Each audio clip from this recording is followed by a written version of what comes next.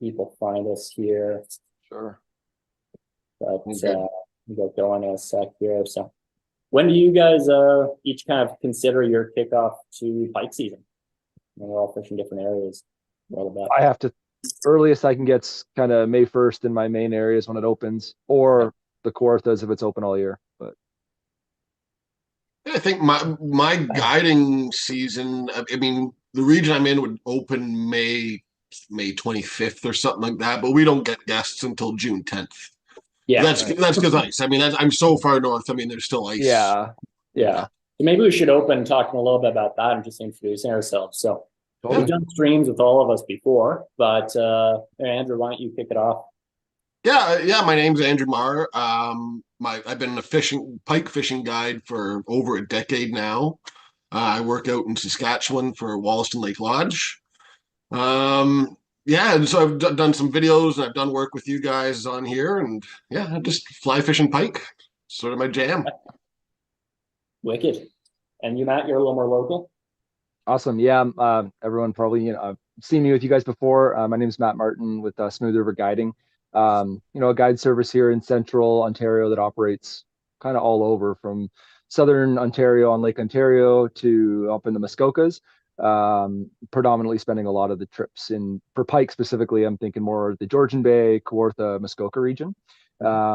Yeah, I'm a multi-species guide for sure, as you have to be in Southern Ontario. You have to take advantage of all the different fisheries we have. But pike is definitely up there in my favorite species to guide for. Probably equally tied there with bass in some sort, mostly because of the visual aspect of fishing. I'm not going to lie, I love, steelhead and trout just the same, but there's something about watching somebody, their legs start shaking when they see their first true monster pike or that boat side strike, even if it's only a 32 incher. And I say only a 32 incher. That's a big fish for most fish out there. But that's kind of where we start. That would be what we almost call, a hammer handle, or maybe slightly bigger than a hammer handle. They're incredibly fun and take big flies. And there's lots of them, lots of lakes to fish. There's lots of room to spread out compared to some of our trout rivers. Yeah, absolutely. Cool. And then myself, I'm maybe not, I don't think I've put quite as many days on the water in my life for pike as you guys, but, down in Toronto area. So fishing bit of the same, bit of overlap with that for sure, like Muskoka's territory and Kawarthas too. Then also, a bit down like Lake Ontario and stuff. So some unique aspects of that fishery just in terms of the bait down there and water clarity and stuff. I feel like in pressure as Mm-hmm. well. So really interesting area in its own right. So that's awesome. So tonight's format, we'll go for like an hour and a half or so here, however long it takes. We've got a bunch of questions for each other because we all like to pick each other's brains as much as anyone's on how we fish because we're all a little different. So we're going to chat a little ourselves, but we're also going to field Q&A from you guys. So any questions, doesn't matter really how basic, how advanced you want to get with things. We'll probably not go on like huge gear rants, though I think we're going to touch a little on some gear and basic stuff. But yeah, anything you want, just drop it in the comments. We're going to be watching those and hopefully have fun. I've been looking forward to it all week. So this is going to be good. Yeah, tons of fun. Sweet. Yeah, you're right on it, Matt, pulling up the Q&A list there. But yeah, I forgot my questions. yeah, you wrote them down in the text chat. Yeah. You open that email real quick. Yeah, exactly. I could just go ad lib, but Yeah. Well, I guess one for you guys that I would ask is like, and again, like we're fishing different fisheries for sometimes slightly different size fish. Like we have small fish with big fish down here, but like Matt, if you're guiding, there's some numbers fisheries, as you know, there's some big fish fisheries. Andrew only catches big fish because I apply to him. But like in terms of ideal kind of rods, I think would be a good place to start for folks because you hear a lot, I think, about different varying opinions on this stuff. Like, what do you consider minimum, maximum, sweet spot? What are your thoughts on that? In my boat, I think most anglers would probably carry a 9 weight and a 10 weight. I've on the downside, I have the odd person that has an 8. Maybe if somebody that has a bad shoulder or they just can't handle that. But I mean, an 8 weight will handle some big fish. If you're not totally. in a lot of structure. Like if you have sort of open water, you can fight that fish and not worry about getting into weeds or trees and things like that. But yeah, 9, 10 weight, but we're not throwing giant flies, so we don't really get into like the musky size sort of 10, 12 weights or anything like that. But yeah, I think that 9, 10 weight, that 9, 10 weight's it's a good spot. Anything you look for in a rod specifically, or you're pretty happy with most rods in there? Yeah, most rod. Yeah, I don't know that I go out of my way. I mean, I want something with some backbone. I don't want something super soft. I want to, something with a bit of oomph to it when you need it. Mm-hmm. What about you, Matt? Yeah, I'd have to agree. My favorite is a 10 weight all around. I feel like it's you're never going to be outgunned on a fish, but it's still fun enough catching smaller fish. We do throw some bigger flies in some of the lakes I fish just due to the size of some of the forage, and it's nothing to throw like 9, 10 inch flies for these fish. So having a 10 gives you a little bit more power. But I'll be the first to say every pike can be caught on an 8 weight. I haven't had one that would, you'd be completely outgunned with proper fighting techniques. And I think one of the big things with any rod is learning how to pull on a fish instead of lifting with your rod. So I think this came back to, some of the experiences I've had in saltwater and like tarpon fishing, where we're throwing like 10 weights for like 100-pound fish. Like those rods are completely outnumbered for like a 15-pound pike then, so learning how to pull, which is more of like stripping and pulling back with your rod versus lifting with the rod tip, utilizing the backbone on your rod and really loading it right to the cork, helps keep big fish under control. And then I think, a 10 weight will help punch those bigger flies, but it's still delicate enough to throw a 6-inch bunny leech. It's not overkill. So yeah, I think if I had to pick one, it would be a 10 for sure. Personally, I would agree. Like, so the lodge I'm at, we supply a fly rod in every boat, and they're all 10 weights. And you're right. Yeah, you can catch a tarpon with a 10 weight, but exactly. In our world where it's all catch and release, I think that heavier rod can cut down your fight time too. You can, like you said, you can lean into that fish a little bit. Get them. You're not trying. You not want to fight these fish for 20 minutes. You want to get them in at the end of the day. You bring up a good point. The weakest point in my leader is often 30 pounds. So like I can pull on those fish. Like I got a 30-pound break section in my leader. And I don't know anybody that can pull 30 pounds on a fly rod, I think, back when I was experimenting with leaders and stuff, we were using fishing scales, like weight scales tied to fence posts and trying to pull on them. And unless you're walking straight back with a rod completely straight at it, you're kind of maxing out at that 16 to 18 pound range. So yeah, with a strong leader and a good backbone, and you don't want to give these fish any line. Like I'm not putting them on the reel. I'm telling them to strip them in. I mean, if the fish runs and takes line, sure, one thing, but you're trying to reduce those fight times, get them in a net quick, handle them as little as possible and get them back. Because the target is always, as any angler, the bigger fish. So those bigger fish are the older females that are very important to the fishery. And although we're trying to stick a piece of iron in their face, we do want to take care of them. Yeah. There's a couple actually interesting points that brings up in my mind too, like with the not giving them much, like realizing, remembering that pike are those kind of like short sprint predators that don't actually have a lot of gas in the tank. Like they aren't meant for like sustained output of energy.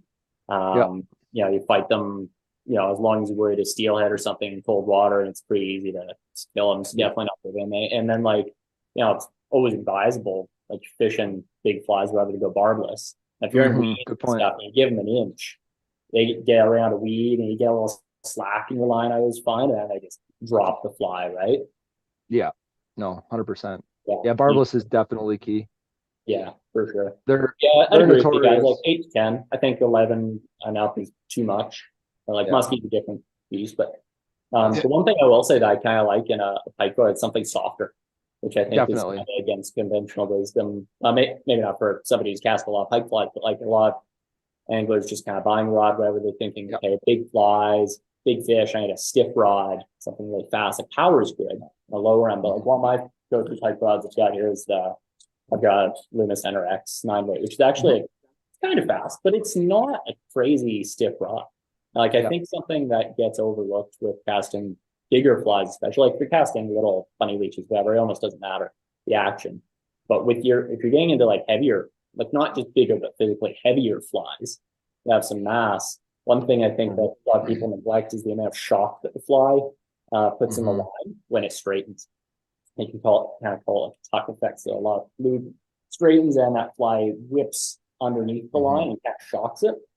And with a softer rod, it's kind of absorbed back into the rod and it sort of keeps tension on things. It smooths it out. Whereas fast rod, there's no real give.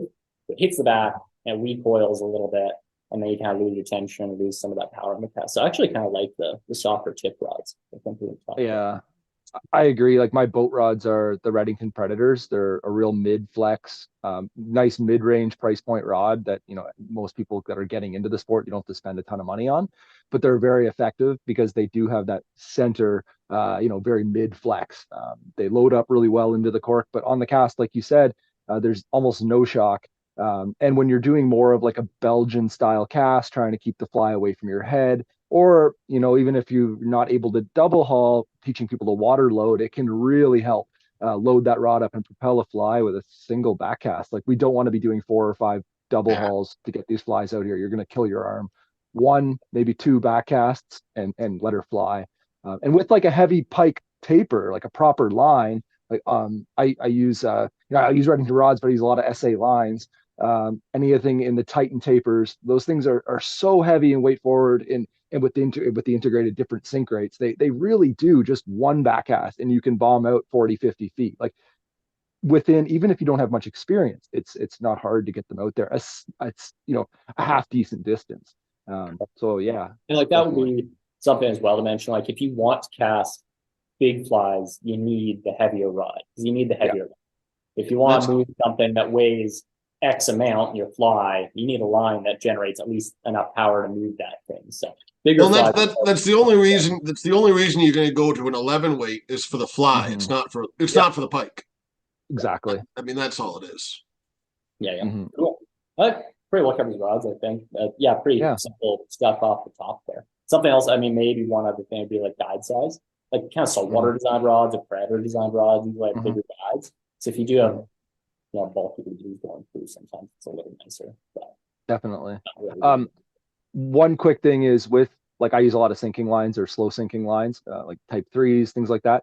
On all your rods, I haven't seen a rod where this doesn't have effect, is after, you know, a little while using it, just check your tip guide for any grooves or wear. Even the best rods in the market, those aggressively, they're like they're textured, right? So they're gonna wear away at the tip of your rod eventually. So it can cause line damage, but more importantly, it can cause a lost fish. So every trip or so, because I use my rod so often, I run a Q-tip through my tip top guide just to make sure there's nothing snagging my line. You are fishing a hell of a lot more than me, aren't you?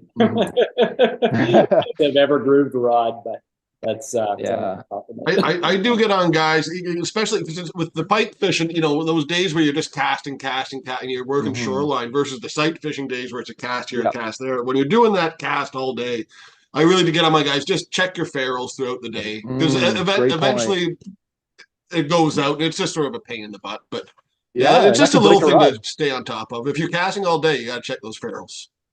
And that can break a rod too. I've had plenty of the female ferrules blow up from that. Yep. No, great point. That's a good one. Cool. Oh, we might come back to that if we think of anything else, but that's good. Did you consult your notes there, or we did have a few questions come in we could touch on? Sure. Showed us a question. I got my notes. Let's go down the list real quick. I don't think there's anything that's going to take too much time. I was trying to see the chat. Topic, want to try? What's that? I was trying to see the chat. Oh, we won't see it on our end. YouTube stream to see it. This is like a private meeting we're shooting out. From Junaid. It's a comment. Want to go? It's awesome. Canadian gemstones, 9 to 10 weight. It can be a little much. I think you'll hear like a lot of our fishing is actually like sight fishing or specific shots. We're not doing a ton of like crazy blind casting, so it's not as tiring as you'd think. You can use the 8 weight for sure. We're not going to do any tying tonight, Junaid, and we'll show off some flies for sure. But Matt and Andrew have both done tying streams with us, so you can go back and check some of those out. Is it worth waiting the grand for pike on these 10-degree days? I'd say yeah. It's always worth it. Yeah, you may just be fishing a little slower with the cold water, like mountain sand, water temps and 30. Yeah, maybe find a weighted fly, something you can get really nice jiggy, slow motion. Like Low and slow. low and Yeah, slow for sure. even This think of might like this go ahead and like maybe even swing something. Like take Yeah, like this might be a little big, but something that's got a lot of like tungsten worked into the shank. Like this is a kind of a neat way of tying. I don't know if you can see it. I take 4.5 mil beads and I thread them on a piece of backing, and then I Nice. tie them into the bend on the hook, so it's a little bit more dense than lead. And this three of these beads, this fly sinks, but it's also weedless rig, so I can drag that on the bottom and give it with a floating line, get a real good hoppy action and let it just die. Like the dying motion when the water's cold is so important. Like letting that fly have bottom contact, um, getting little dust clouds as it kicks off, very important on cold water. and like even simpler, you could take like well, I Yep, think we all fish exactly. have like basic bunny leech and really just We like might all have those. Yeah. just like swing it like you would steelhead. I bet you you'd get fish doing that when it's real cold. Yeah. We're getting to the Oh, point and where it's crazy cold, or crazy slow. and also focus if you're in a river, just focus on those frog water sections. Anywhere it's calm, get out of the current this time of year. You know, definitely a lot of people don't talk about river pike in North America. It's very popular in Europe. But focusing when the water's in the 30s, you got to find water that's not moving, but near current and near structure to allow them to move into to find food or have food brought to them. Because this time of year, they're going to be focusing on a lot of dead or dying bait. So whatever that is coming downriver, they just want to almost just kind of move in, eat it, and kind of go back and hold. Carry a thermometer too, even when you're waiting. Just try to find the warmest water. Maybe you know about a feature like a bit of like a water treatment plant runoff or something. Yeah. Sometimes it might be worth checking out. Definitely. Good question. On a much smaller or on a smaller river system like the Rideau, I don't know if I'd call that smaller. That's pretty Is the big. middle channel worth targeting, or is it usually mainly fishing slacks, lily pads? Are you going to find larger fish in those sections? Probably depends on time of year. I don't know if you Time guys of want year. Time of year. that. So all of the above. I think we're going to talk about that a lot. So Yeah. we'll get to it. But yeah, Rideau, yeah. Time of year. Take a look. Rideau's. Cool. All right. Well, let's kick off. You, Matt, you have the list in front of you. What was your first question? Sure. Okay, one that I'm always interested in. You know, a bit of a technical angler. I always like to think about like different leader formulas and stuff that people use. So, question for both of you is, you know, depending on fly and like areas you're fishing, how does your leader formula change? Like going from sinking lines to floating lines, big flies, small flies. I know how mine does, but I'd love to hear from you guys. Yeah. I'll take it first. Sometimes I don't, because I get clients, and some clients show up with their own leader. Say, hey, Yep. this is the leader I want to use, and I will run with that as long as it works. Yeah. One break off, that's it. Yeah. The leader that they start the trip off with is not always the same style that we end up with, but I think generally my general theory is if I'm thinking more finesse, like I like that 20-pound wire, you know. Okay. So I had something like a small bait fish or something like that. Or say I was throwing a bunny leech and I'm trying to sight fish. I'm trying to go with a very light wire, 20 pounds, so it, you know, it doesn't have a big sink rate. You know, and as I get into the bigger flies, you know, you can talk about furl leaders or leaders with a snap and things like that. But for me, finesse, tie direct, light wire. If I'm thinking more search and destroy and aggressive working shorelines, then it starts to get a little bigger. But maybe a snap. That's generally Bigger is in heavier, not longer. yeah, not necessarily longer. Yeah, and Yeah. I'd say that the one key with that is if you're making your own leader, you know, if you're having trouble getting that fly to turn over, you start to shorten and stiffen. And that's at the end of the day, it's just whatever you got to do to get that fly rolling over the way you want. Yeah, valid. Makes sense. Yeah, I'm with Andrew in terms of material. I mostly run wire. For muskie, I run a lot of fluoro. I'll use a little fluoro sometimes. Officially, like maybe Lake Ontario, where you have like really clear water. You have to fish slower. But usually wire, and usually the 20. Like I don't think turnover aside, you need to go heavier than that. for pike generally. Pike are like they have piercing teeth, but I wouldn't describe them as like really like cutting teeth like a barracuda or something, where like they just like if it's something, it's gone. I don't know if you guys would agree, but like future I use fluoro and like Cuda, it's like gone as soon as they cut it. Yeah. Like, you know, people land them on 10-pound, 12-pound fluoro if they just get them in the right spot. Like I find the teeth aren't quite as sharp on the edges. And like a 20-pound pike is like world class, ridiculous, huge. So I'm not worried about the breaking strength. I find you just get better action done. So I'm almost always running 20 wire, just like the braided Rio or SA or whatever. Yeah. What about your actual nylon or fluorocarbon portion to your fly line? Like, does that change length? I do have some leader building supplies here. I thought we would talk about leaders, but one thing I will say, I don't know if you guys agree with floating lines. I usually sort of equate them to like your sight fishing scenarios in shallower water where you're fishing protected bay, usually not a lot of wind. Like I feel like a lot of the time you're presenting slightly spookier fish sometimes. And because you're fishing, like sight fishing season is usually like early, not always, but like a lot of the time earlier season where you're fishing smaller flies like our bunny leeches and stuff. I know I don't need to turn over a big fly. I usually go a little bit longer. I don't know about you guys. I usually go like 8 feet, maybe even below 10, but like, I don't know, I do about that. And then if I'm more blind casting, stripping sinking lines, I might go a little shorter. How short? Yeah. 6'5".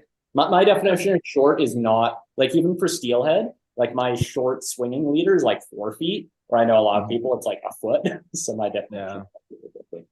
But no, but I would agree with what you're saying is that if you're talking about length, if you were to go longer, it's that sight fishing situation. Yeah. Because if you're throwing a bit, that big attractor pattern that you're fishing fast, they're looking at that. They're not paying a whole lot of attention to anything else. So that's why.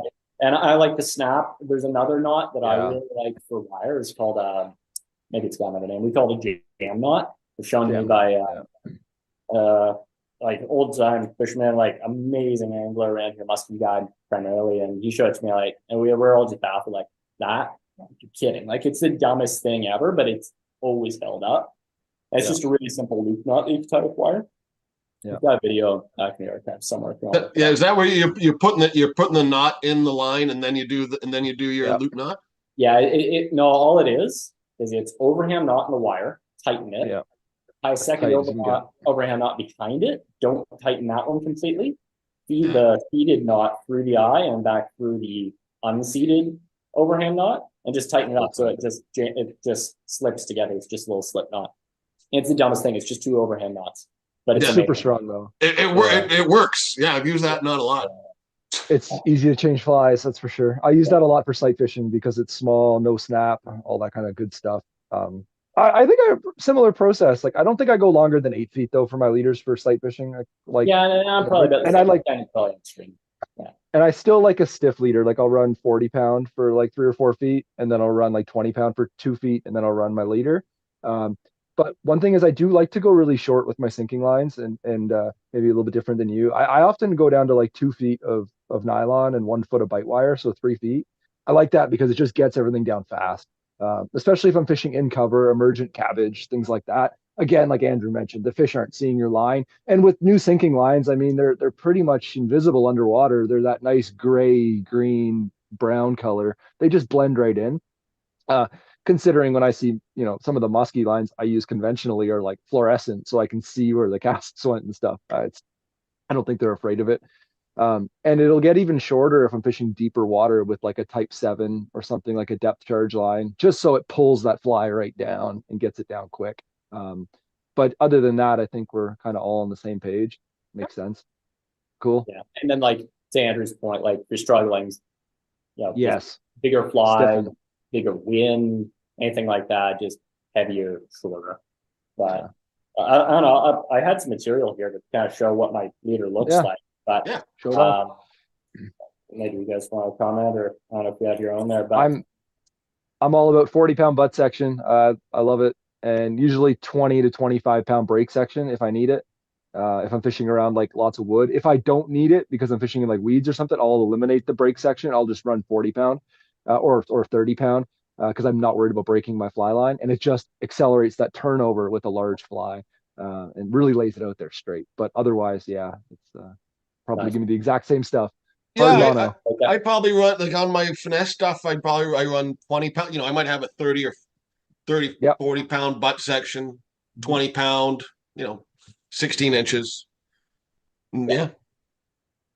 Yeah. So if you hear us talk about like break sections, what it's getting at is that most freshwater fly lines are going to break like 30 pounds, if that. And so you don't want to be running like straight 40-pound break right through, because then if you hook a log or something, you have to break off, you're losing the fly. So we just have, it's going to be like a chunk of some kind of stiff material. So I'll use either like 50-pound nylon or fluoro. Fluoro is a lot heavier, so it will sink a good bit faster if you're fishing off like floating line. Just for stiffness to turn over, and then you go down to like some lighter amount for whatever length, and then you're, it's just a mechanical. But yeah, pretty simple. Cool. Yeah. Cool. Nice. And maybe talk a little bit about like length of wire too. I hear that asked a good bit. Oh, I always start with like 15, 16 inches because I can cut it back as it kinks, unless I'm using titanium leaders, which I've started using more of. I do titanium for a lot of sight fishing because it's very thin and it's rigid. Like it literally every movement, every little, if I'm bumping a fly with like 1/2 inch bumps, that there's no stretch in the system, there's no coiling happen. It really makes that leech fly hop. And on a bonus, that one titanium leader will last you a season if you got good knots. It's amazing stuff. Otherwise, it's all 25-pound like SA bite wire stuff, solid nylon coated. But be prepared to cut it off and retie if you're catching a lot of fish multiple times a day. Maybe it's in my area where the fish are pressured, but I find that when that coily leader gets really in there, it starts to affect how committed the strikes become. They might start nipping at it or following it versus, and maybe it's just me being in my head. I don't know. I'm probably in that 16-inch range when I'm tying, with the tieable stuff, just so I can cut it once or twice. And I get, I know what you're talking about, where you get that sort of 2 inch of pigtail. Yeah. I have definitely pushed it quite a bit just to sort of experiment. I've never broken it. I mean, it's not a worry of breaking. If it pigtails, it's just sort of the presentation can start to get a little. After a little while, it doesn't look so good, and I change it out. But I've never had an issue where it's like, it's going to break, and I have to change it. That's not a concern. Would you use any special knots for tying direct to the fly like that with the wire, or to a clip or anything like that? No, I do a loop knot, just a standard loop knot, Gotcha. and up to a uni to uni knot. Okay. So the only thing I do is on the wire on the uni to uni, I do 3 turns of the wire. Yeah. And on the fly side, I do 3 turns of the wire there too. If you add a fourth, it's funny. You add a fourth in, and it just, 3's the magic number in my books. Exactly, the 3. And to me, I fish to almost always have some sort of fast hatch clip because we're changing flies often. I just actually use a standard clinch knot, like a 3-turn clinch knot to the clip. I've never had that fail. Like it's a super simple knot. Like you mentioned, you never have to worry about that wire failing. It's strong stuff. Now, what would you say is like minimum length? 6 to 8 inches for my fish, because they're not 45 inches every fish. Yeah.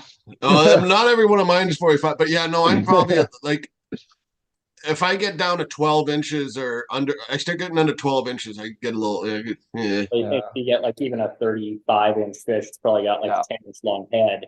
If it swallows a fly, you're going to Yeah. No, 100%. Yeah. Yeah. Nice. A couple other quick questions we had come in there. Last one. What else do you guys look for sight fishing pike besides structure? Maybe we'll come back to that one, because I think we'll get on to some of that. My next question is structure related. Yeah, I knew we were coming around. Thoughts on beetle on wire? It is coated. I've used it. Yeah. I've used it. What wire? It's just not break strength rated, right? You just don't know quite what the break strength is. So it's like, it's fine. I've used it. I haven't used it in recent years, but before bite wire was readily available, it was well known. People were tying intruders with it and all that kind of stuff. But I have seen it fail on intruders. So when there's the big kink, it will break eventually. So keep that in mind. It's coated nylon. Not steel. Yeah, I think it works. I would just make sure that you test it, buy it, maybe do a scale test. Keep in mind, you can probably only pull 15 to 20 pounds. So if it holds up to 15 pounds, it's probably going to be okay. But for the price and what you get, like for me, even though I'm got like this year in the spring from May through early June, I think I'm like just over 35 days of pike guiding. I expect to go through maybe 2 of these, right? Like it lasts. It's you're putting one on a day, you're cutting it back. Like it's not like you're burning through it.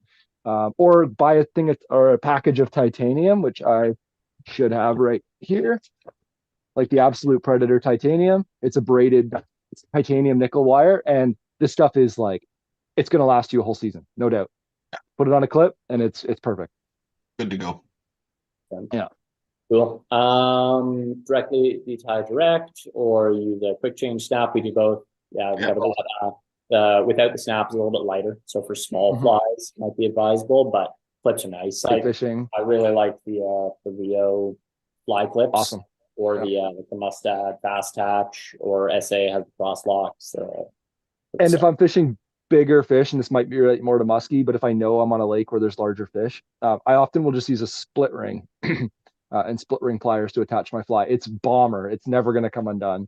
And they're lightweight. It's a technique that is kind of coming from conventional muskie world of getting rid of failure points. So it works really well, and they're very small. So something to consider too. That's my conventional muskie fishing now. My conventional gear is all split rings. I don't use snaps anymore. Yeah, I've had too many of them open up. Yeah. It's a lot more, but you can generate that with conventional muskie gear. You can generate a lot more than 16 pounds of pressure, and that's what's opening that snap up. I mean, exactly. Fly fishing world, I haven't had that. Yeah, and that's why if you're trolling and stuff, like it really does hang up on a rock. There goes $100 bait. So yeah, hard to get that much force fly. Totally. But it is small, and it does allow you to put on like very easy enough to change, but it's a small profile, so it's kind of cool. Most versatile fly. Oh, bunny leech. Yeah. That one. I think we're gonna cover them, but that's pretty hard to beat. Or maybe a black whistler. Black is just so good. I like a black whistler. I gotta say, I'm a big fan of one of Andrew's other favorites. Oh, yeah. that's a classic. Yeah. It just works. Yeah. I will say, but gets held up for like 5 inches. Yeah, I will say my best fly last year was the yard sail, 100%. Like this fly with a walk the dog action, like for covering water. I shouldn't say it's the most versatile because it doesn't, sight fish as well as like a leech or something you can drop in their face. But for covering water, something that moves left, right, up, down on each strip, you have no idea where it's going on each strip. It just seems to like blow those fish's minds. Most flies, they just see vertical and dropping, vertical and dropping. This going left, right, up, down on each strip. It's called the yard sail for a reason. He took a yard sail. I might go outside the box a little bit if I'm looking for something versatile. That's more of a big fish fly, and I actually don't. I have a bunch of these. I haven't finished the heads off them, but a Monster Magic. Oh, cool. Which is like a 12-inch fly. Like the Northern Magic, kind of, but like. Well, no, yeah. So the Northern Magic, you're in that sort of 6-inch range. The Monster Magic, you're getting into that 12-inch. Cool. Is it SLF fiber on the back? Like slinky fiber. Yeah, slinky fiber, cool. Flash. Yeah. It looks good. But I actually, and it's a big fly, and it's funny. And I always you think of spring fishing, and you think of small baits. In the sight fishing with bunny leeches and stuff, I actually am just as confident going a 12-inch, like sight fishing a big pike laying there with a 12-inch Monster Magic as I am a 5-inch bunny leech. But in terms of versatility, but I like that I can fish that fast. I can have a guy fish it fast over the top of a weed bed and strip, or I can just sort of flutter that thing down. It's surprisingly versatile in my opinion for a big fly. Very cool. Yeah. Very cool. I kind of want kind of similar. It's one of Brammer's flies, but it's like a synthetic clouser. So it's like slinky fiber and then EP fiber for the wing and for the belly. And it's got a very similar jiggy action, but it's kind of got a bit more like it holds its profile really kind of nicely. But it's very similar. I bet like you can fish it in most scenarios. And I think a good question there would be like maybe it's relatable, but like confidence color. if you had one fly, for me, it's got to be something with some white on it. Like I'm fishing it above the fish. All Yeah. fish have white bellies. They look up if you're fishing most of these flies, so they're looking up at the bellies of most fish. And I feel like white just stands out in all watercolors. Something that you can see too. So as a guide, like I can tell you when to strip set if you didn't see that eat, or they can see the fly get eaten. Makes it easy to identify because a lot of times these fish push from behind, and you might not feel anything. You just see it disappear and it's gone. Yeah, I do like flies that I can see, and that seducer that Chris was holding up, that red and yellow, you're gonna see that fly in any condition. This Yeah. looks stiff here. This gets so soft in the water. Yeah. It pulls nuts. Just move and yeah, no, I like flies. I can see it. I don't know. It's hard to get away from black for me though. In that clear, I don't know. I just Fair. Yep. That's fair. but it does suck. But for visuals, it's hard to see it. But I don't know. But I don't know. So I maybe tend to throw it more in clear water where I have that. Yeah, the white and chartreuse. I don't know. They all work. Yeah, they do. I feel like my fishery's so day to day down here. Like one day they're really on white and chartreuse, one day they're on fire tiger, one day they're on black, and it's just a matter of if you hopefully have two anglers, just kind of start process of elimination each day. Try to use, what's the day like? Is it really overcast? What's the watercolor you're fishing? Is it dark or is it clear? What do you think the bait fish is present? Like if is it weedy? Is it more panfish and crappie or maybe walleye, or is it out in the main lake and we're fishing over ciscos and smelt? So for me, white has just been a confidence fly. I think at any given time, somebody in my boat's throwing a white fly, and then someone's usually throwing either black or bright, like fire tiger, just to see what's going on. And the person that's throwing black or fire tiger, I'm often changing their flies out more, and white's on their line, other person's line more often. I find.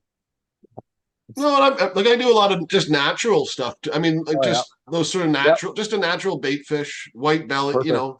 Bit of flash. Perfect. It could be a Cisco, could be totally smelt. It could, it just represents anything. Everything. Yeah. Just I don't know. Awesome. I could fish. I mean, I would probably fish something like that in anywhere there's pike. And catch totally, 100%. Yeah.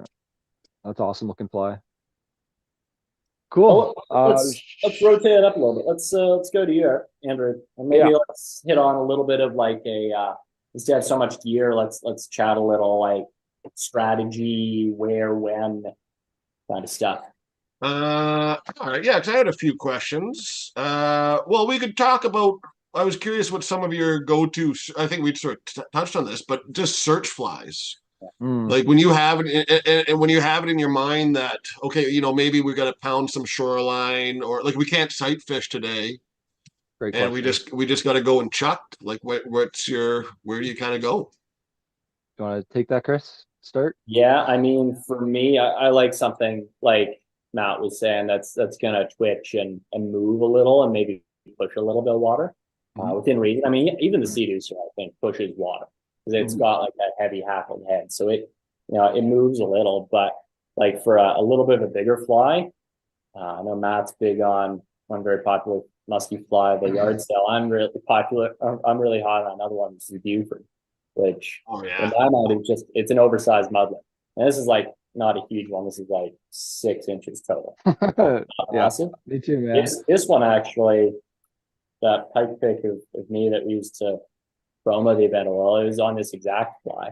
This is a white Buford that had a custom orange tip dye job from sitting in my box with orange flies. That's nice. But yeah, that took those questions. Yeah, I love these. Throw a rattle in too if you want. They just push and they're pretty easy to cast. Like that one thing I really consider as well if you're blind casting is you're gonna cast a lot. So I want something that's not gonna kill me to cast a lot. And the Buford is actually like for its size, insanely lightweight. Like you can really fall on these things. So yeah, that's it for me. Great fly. Oh, I mean the other one to throw in there maybe would be like a changer. Like a changer or a crafty changer I really like. Downside is they're a little on the heavier side. So like I don't mind these if I'm doing a little bit less casting, like maybe I'm in a river environment or I don't have to cast super far. But if I really want to cover water and huck something, Buford, sea deucer, or something light. Yeah. I find with the changers, you gotta almost like shake the water out of them first before you cast, Yeah. especially when they start getting big. When you're throwing like 6, 8 inch changers, they just hold so much water. And if you try to false cast that right away, you're just gonna peg yourself in the face. So almost like give it a shake and then you're good. But great fly. No, those are. I mean, I got 2 of those here on my bench, so Yeah. good choices. Okay, to throw a little bit different. So when I'm searching for fish with 2 anglers, I'm going to have 2 different presentations, one that goes left to right and one that's jiggy. Those 2 different motions, and that's going to be like first is color, second is action, and I try to narrow it down throughout the day. So left to right, we talked about the yard sale by the gentleman Makarjewski who ties them. He also ties one called the slip and slide. This has been a good one for me. It's very similar, but it incorporates a lot of bucktail instead of just slinky fiber. I use the slinky fiber for the tail instead of like hackles, so it's very durable and it's articulated in this. The yard sail I throw for pike is almost always the single yard sail. It's 6 inches long. It's not 8 inches long. I like that size for searching in my fish. Again, keeping in mind the average fish we're interacting with in Georgian Bay is somewhere around 28 to 34 inches in that range. With fish every day seeing 34, 35s, with plenty of 40s seen, not always caught. But when I go up to lakes in Muskoka, it changes. It goes to big fish. It doesn't go to numbers. A good day, I think me and Andrew were even talking about this a couple of weeks ago. A great day would be 5 or 6 opportunities. That Oh would yeah. be unbelievable. Most of those days, it's 1 or 2 eats. And if you stuff up the hook set, that might be it. It's almost more musky fishing there. But the slip and slide has been good. It's a left, right, very wide walking bait.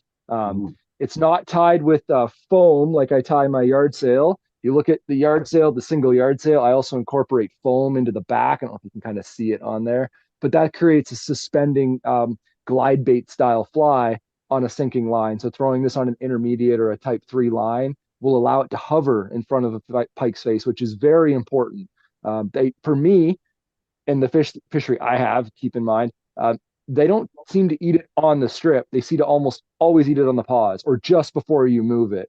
So the motion of this fly being able to walk and then just hover there, and maybe one of those pieces of flash just quivers in front of the pike's face, and then they eat it. So lots of left and right, very important. The next I want to do is think about something that has some vertical action. So I already showed this one, but it's a good one to show again with the tungsten weight on the belly of these Texas hooks. I get a very obvious jiggy action.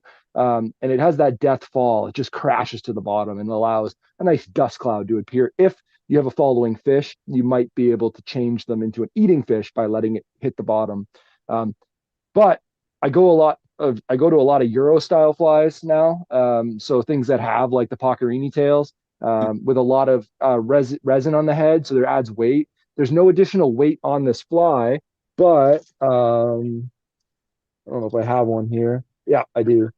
These large cone heads, gonna be kind of hard to show off on camera, but these like extra large, huge cone heads, they add a lot of weight, and I'll actually slide them onto my leader so that Yeah. this kind of runs up on the nose of the fly to give it that dying action. And then you lift it, and that tail just like just really rips, and it can get their attention. So often I have this bit of a science on it. I think the person in the front of the boat is throwing a bait that's more active and it's walking, and the person at the back while we're searching is throwing a jiggy fly, because the jiggy fly seems to be a bit more of a neutral fish. You'll still get aggressive fish, but it tends to accept more of a neutral hit. It'll often hit like the fish will just suck it in versus those walking baits where they tend to annihilate them. Yeah. So that's Well, my thought and process. you want that because you want that lead guy quite often with the most aggressive bait because Yes, he's going to yes, catch those totally. active fish, and then Yeah, your guy behind or the second rod is your follow up, so that when you get the rejection, yeah, okay, here's the something that's a little bit more subtle, a little got quieter. it. Okay, they may be Yeah. into that. That's a great point. Like even having someone ready to throw back, you have a follow and that fish turns away at the boat, but you know the direction it went. You might be able to throw that fly that has that vertical action back in that general direction of the fish. And a lot of my flies with tails, almost all of them incorporate a stinger hook.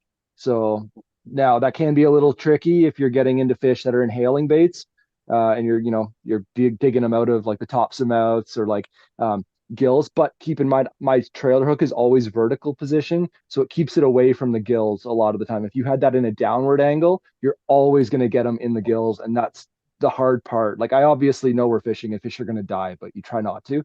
if you get one to take it deep. This is still barbed. I will pinch it before I fish it, but it'll almost always hook them in the top of the mouth, so it's a nice safe hookup for the most part. Just keep in mind there's a second hook when you're unhooking fish. You don't want to forget that. Yeah, I've been hooked a couple times when you just get in the heat of the moment, you just totally forget there's a stinger. But even just brushing the fly, you'll hook yourself. Oh yeah. But I think that's good. So when we're talking about search flies, the flies that you guys sort of went to are flies that move or pushing water that can pull that's going to sense, it's going to trigger their lateral lines a little farther out to bring them to your fly, which is what you're trying to do. You're trying to search and you're trying to get them to find your fly. It's not there's a fish. Okay, we're going to put the leash on it. Yeah, it's flies that move water and trigger. Well, I can't take that from like my conventional fishing. Like my absolute, without a doubt, top two baits. Number one, husky jerk, like just something that can twitch and pop whatever, but give nice. Not a rebel, whatever. Buford, and then the other would be I don't really have a direct comparable on a fly, but like a large, medium large Vibrax, just an inline spinner. Oh, cool. Oh yeah. I just fished on light. It's amazing how small they'll take. Yes, go-tos like Lake Ontario, like in prime like active fish scenarios, not like cold weather periods, but like May, June, like little inline grows so deadly. So against something that's moving water. You're talking like a number four, number five. Yeah. Guys think big. No, it's it's small. The biggest pike eat those. Yeah, it's crazy. And that vibration is so hard to imitate on a fly. But Chris, I haven't shown anybody, but I'm crossing the lines, blending lines between fly and knot. You did 100 years ago.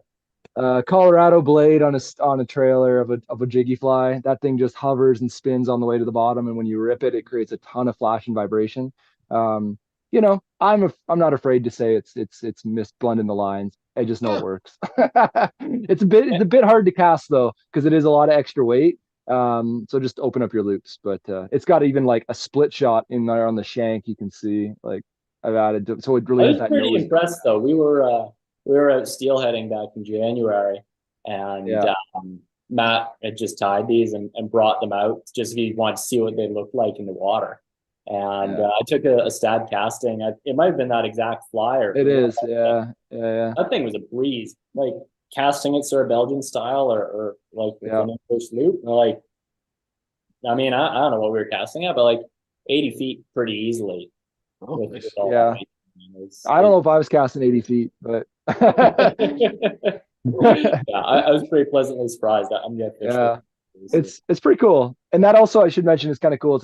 It's on a piece of wire that's bent into like a loop. You won't be able to see it on here, but the split shot's removable, so I can adjust the weight on the water. Well, that's going to keel it more reliably too.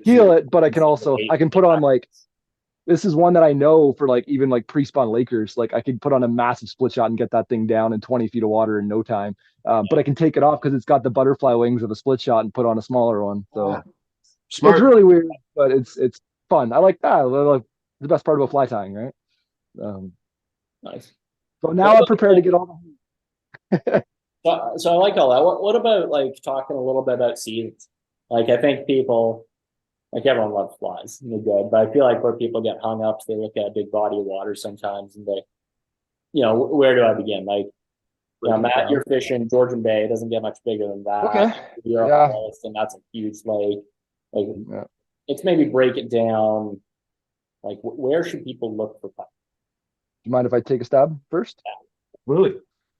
So when I utilize a bunch of different bits of mapping software and hardware, if you want to call it that. So paper charts, right? Like they're fantastic to just quickly jot, locations where you want to check out or ones that have fish. I also utilize Google Maps all the time because it gives you actually like weed growth. You can see where the back bays have how much, if they have lily pads, they're obviously going to have some sort of cabbage. You got sandy bottoms, so you can see that.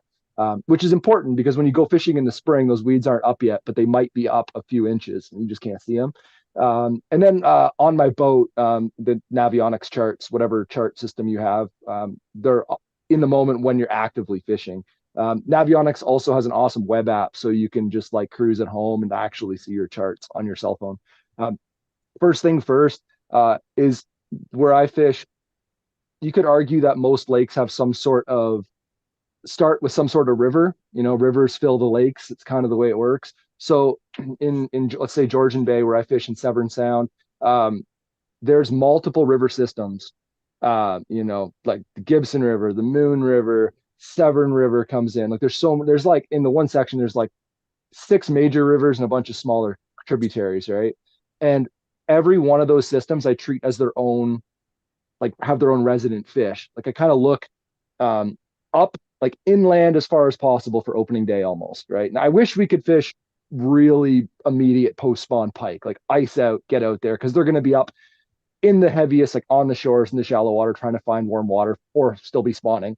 But for us, they're usually about a week or two post spawn at that point. So they're going to be in that 3 to 5 foot of water area just off from the spawning base, but I'm going to be very close to them. Water temp is super important. So when I'm cruising an opening day, mid-lake temps are often hovering upper 30s to low 40s. 41, 42 is pretty common in Fahrenheit, obviously. But if I can get bays where the water is in that upper 40s or maybe even over the magical number of 50, the fish do seem to be there. The great thing about spring is all the pike are condensed into the same areas. So all the pike in your area, if you know how to read a map or lake or whatever, they're going to be like condensed, like heavily condensed in those spots. Maybe not always feeding. If you find a sand flat where the water is a little warmer, those fish are belly on the bottom sunbathing. They've already eaten most likely, and they're up there just trying to digest, but a small fly can trick them into striking. As the season progresses, we're going into the next week of the season, the water temp in those back bays starts getting up into the 60s maybe. I start to find those fish transition out into the next transition area. So maybe the next break line in the bay out towards, moving out towards the points in those bays away from the river mouths. I wish I had a full map here to kind of show you what I mean, but keep in mind, when you look at a map of Georgian Bay, you'll see these rivers, and it's almost like there's 3 stages to the fishery. Like you've got your early season where they're up shallow, that early mid-season where they're starting to transition out into the 7-foot, 10-foot range, because the surface temp might be in the 60s, but the bottom temp could still be preferable in the 50 range. And then once you find those weed edges, you're switching more to searching patterns for me. I'm not sight fishing as much. The cabbage has grown up. The fish are in there. Trying to find areas with cabbage weed. I keep saying that it's a broad-leafed plant instead of a really skinny hydrilla or like a raccoon tail looking plant, where they have room to move. If it's sorry. No, sorry. I was messing around with something on the screen. You're good.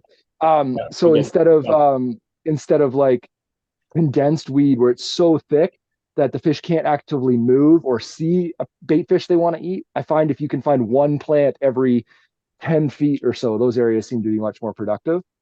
Following that season where it's mid-season, they're in the 7 to 10 foot range. They're going to move out of the bays onto rock, trying to find that cool water. Those bays might be in the 70s. Pike are a cold water fish. No matter, we classify them as a warm water species of fish. They are a cool, cold water. Muskie have the niche of warm water. Muskie like warm water, 65, 70. They'll be in 80-degree water. Not saying you should fish for them in 80-degree water, but they will be there when pike are in 80 feet of water at that point in my area. And then it just changes fishery to fishery, but it all starts with those rivers and where they come in and where that warm water can be found early in the season. And then just progressively work your way out into those barrier islands and all that. And then it's reverse in the fall.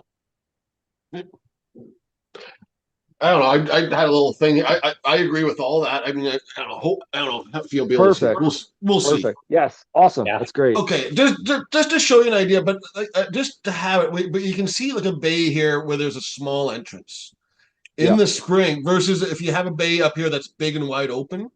Early in the spring, a bay like that is, if you have the right wind, the wind is going to change the temperature of that dramatically. Versus if you have little like choke down areas, maybe you have a little water coming in. Those areas come spring like magnets, because that water that gets trapped in there is allowed to warm up, and then depending on what the wind does, it can't drop that by 10 degrees or 15 degrees overnight. and that's Oh, where you great get call. fish that'll stay there and hold in those areas for multiple days. They might be there for multiple days, whereas some of those more wide open spots can be transition, or you're waiting for those closed bays to warm up, and then they come out, so then they come on the outside, and then you're gonna start looking for a tree on the outside or the rocky point or the first little bit of the transition. We call Mhm. that the transition period, and You for bring us up a good. that's sort of that June. June is early, July you have a bit of Mm, transition, and then August we're just fishing straight cabbage or yeah, weeds. lead Do lines. you find that you have like little micro migrations throughout the day? Like I know fishing Lake Ontario, but like a lot of the shore accessible water, fishing off piers and stuff, like into 10 feet of water or whatever, like near shore, like nice milfoil or cabbage beds. Like in the spring they'll be full.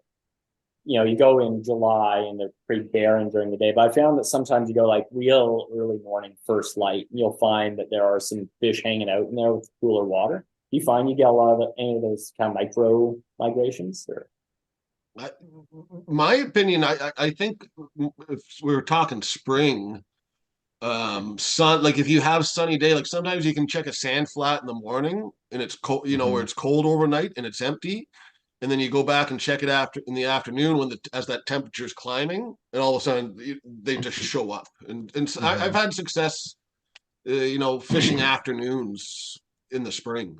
Oh yeah, Just as that temperature rises, those fish yeah. just come out from a little deeper and they move in where you see them, or they're just a little bit more accessible. I think that's a definite sort of daily thing that can happen. Yeah, fully agree with that. Nothing else to add. That was awesome. Yeah. Yeah. cool. You guys want to touch at all on like fall movements? You say they just kind of come in and sort of repeat almost the Hmm. spring in their minds, or anything? Within reason, I find for my fishery they do follow bait a lot more. So they one of the big bait fish we have on Georgian Bay is no secret. It's the Cisco, which is otherwise known as a lake herring. They get up pretty big. They get like 18 to 20 inches, but most of the fish are feeding on 4 to 8 inches. But in the fall, the Cisco do spawn, and they spawn on rocky shorelines, usually wind-blown shorelines. And the pike and muskie will often find those and group up and feed in those areas.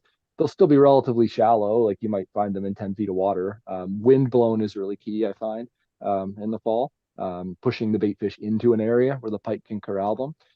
And then utilizing your electronics in a different way. So no longer saying, okay, I'm using it just as a map. I'm actively looking for fish with my electronics too. Like I'm trying to mark them. When you say you're And looking for fish, you're looking for. I mean, I know you're getting a fancy new live scope this spring, but are well, you no, looking not for this bait spring. or are you I looking can't for afford it fish? this spring. So looking for both, but obviously, I should say obviously, but I'm looking for big arcs on my screen that'll show that there's pike in the area. Live scope probably isn't coming this spring. I spent too much money and get my boat repaired and getting all ready to go, but it is coming this fall. But that will make a big difference. Even in 10 feet of water, just going along slowly with your electric motor, like you will spot them. And it's nothing to just drop a fly down and have success getting them to eat it. Um, it's the migration I find is similar. It's back from the deep water, the water's cooling, they're coming back shallower. That's the bait was there in the summer. The bait's now shallow. They might not be in the back weedy bays, but they'll be in the mouths of those weedy bays. So like Andrew had two bays there, in my opinion, is the upper bay, if we call that north, where it was wide open, that'll be more of an area where I find them in the fall on those deep weed lines, rock lines, things like that, versus from my experience anyways, the shallow, really enclosed spawning bays that are holding the warmth because not as much bait fish in my zone. Yeah. So where I'm guiding, we're so far north, so we sort of have that, they're shallow, and there's most of the season we're in 10 feet of water or less, like right up Mm-hmm. into August. So That's awesome. yeah, it's pretty nice. It's pretty That's nice. awesome. I'm jealous. So when we're not, so our transition, they go shallow, they go out, and then they go into the weeds. So it's different when I used to fish here, and then by September, you don't want to be anywhere near that. Yeah. It'd be dangerous. But when I was still fishing in Ontario, I would say, so where you have your spring spots, that shallow bay, when those fish transition out, those initial spots, those early weeds, the rocky points and stuff, I generally would find, getting into October here in southern Ontario, when those water temperatures sort of hit similar temperatures that force those fish out. So outside the bays, now you're having that 60-degree water. When those water temps in the fall start dropping into that similar range, they go back to a lot of those same spots that you found them when they transitioned out in the spring. Yeah. That if you go back and check those spots in the fall, chances are you'll find them again. That was my general experience. Yeah, definitely. Fully agree with that. Yeah. Nice. Following water temps. I don't want to gloss over the fact that you had a couple of nice little trees drawn on that map there, Andrew. Yeah. And that kind of Trees. Do we want to tell people about trees? Sure. I can tell okay. you, so growing up in Ontario, I was a Southern Ontario boy. Growing up here, there were days on Pike, spring or fall pike fish where that was my day. I'd just go fish trees. That's Yeah. all I Trees would, are so good. and I didn't necessarily want a tree. I generally, if a tree is like sitting on bottom, I generally found they're not very good. I want a tree that's hanging down that has separation, where a fish can get under it and leap out. Now, where I guide, we have small trees. Like that is not a pattern where I guide. It's just not a thing. But that was my bread and butter here in Ontario. It's very important here. All Yeah. times of year. Rob, All times of year. like that was a big game changer, I know, for Rob as well. After you laying in on that little one a few seasons back, it's a pattern. There's certain lakes that we fish, all of us fish, I'm sure, and plenty of, if any of my guests are on here that have fished with me, where weeds aren't as prevalent in these lakes. They're big oligotrophic lakes. They're deep. We call them lake trout lakes, They might have some weeds in the very backs of the bays, but vertical structure isn't as common. And we all know pike like something growing up, somewhere to ambush bait, right? And while they will ambush bait in rocks, they do like to lie in wait and just belly in the bottom, hide under a tree, wait for a perch to swim by, bang. The tree bite, they can be fantastic, and it can be more than one fish on those trees. Like they can share it. And big fish, like might be like one in the very back and one at the tip. Like they're not going to be belly to belly, but they're going to have their zones. And if you have a tree and a lay down, my favorite tree, similar to Andrew, it's suspended. It's anchored maybe to the shoreline still in some way, or there's big branches that are anchored in the mud and it's causing it to hold off the bottom. But I want a tree that's nasty. It's been in there for a couple of years. I don't really want the ones with leaves still on them. I might give them a quick shot, but I don't anticipate there's much of a biodiversity in there with like insect life starting and bait fish feeding and then pike.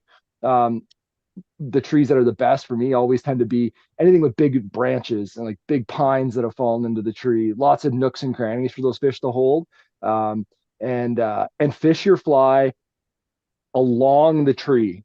Don't just cast it at the tip.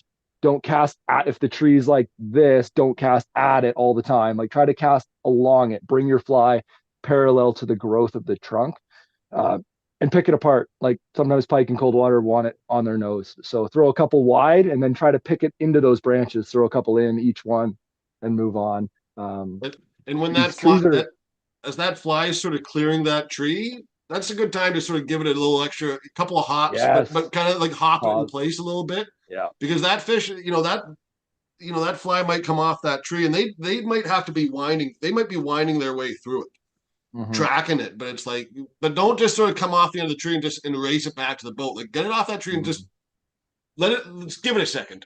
While you're on that topic, never race your fly back to the boat. Fish it to the boat. Yes, always fish it to the boat. The amount of times people have just been turned around talking to me, and then you just see the rod fold, and like you're at your leader. Like I'm not saying you have to figure eight every cast like you do musky fishing, but like at least fish the fly to the boat and look 2 feet behind the fly. And every time I do some sort of change of motion. So sweep your rod to the right, sweep your rod to the left. Nobody hits it, nobody follows it, pick it up and recast. That's a major one in my boat that I get on my guests about that because it drives me nuts. And so you have a guy and you're fishing along, that fly gets to say 15, 20 feet from the boat. And then it's really nice because it water loads great. Yeah.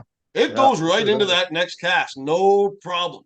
But I don't know how many times I've seen it where the guy gets it to 20 feet, lifts it up, and all of a sudden there's a 40-inch pike swim, like literally just ends up at my boat going, where'd it go? Where'd it go? So I tell guys, if you can't see what's behind your fly, don't take it out of the water. If you're on sand and it's gin clear and you can see, take it out 20 feet, from the boat. Yeah. If you have full vision. If you don't have full vision, fish it to your feet and give it something. Yeah. So key. So key. That's the yeah. Cool.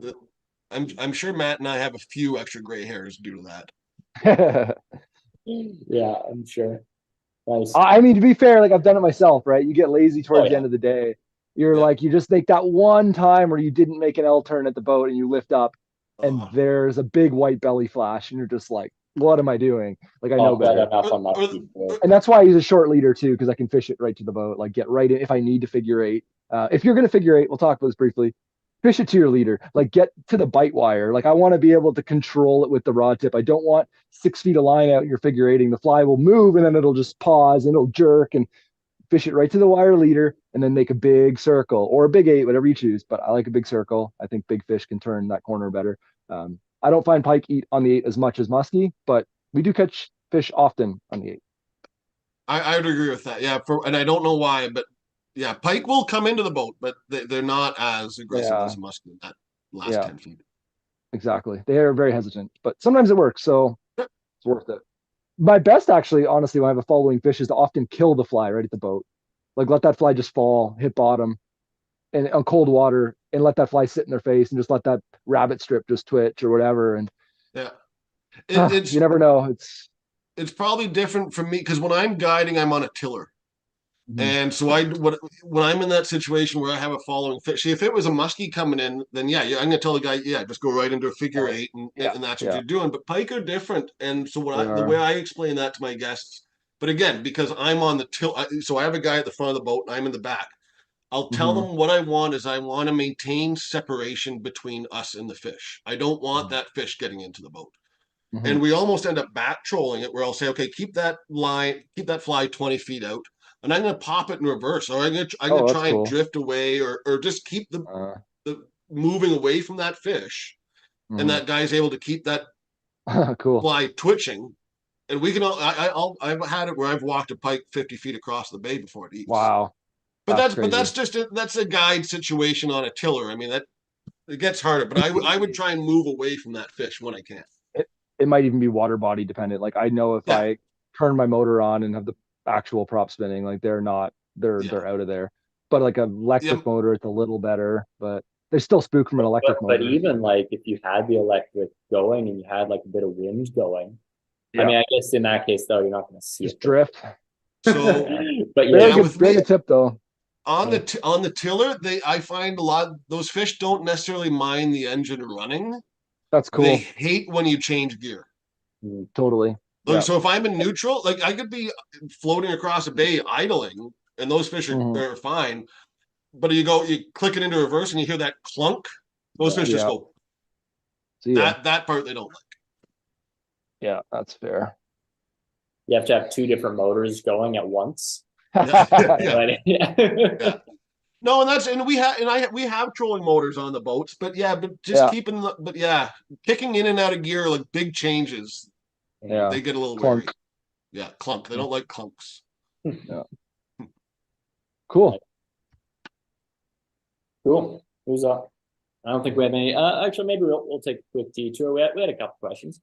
Actually, this is a question I had because I haven't done it a whole lot with a lot of success. I've done it for smaller fish, but topwater.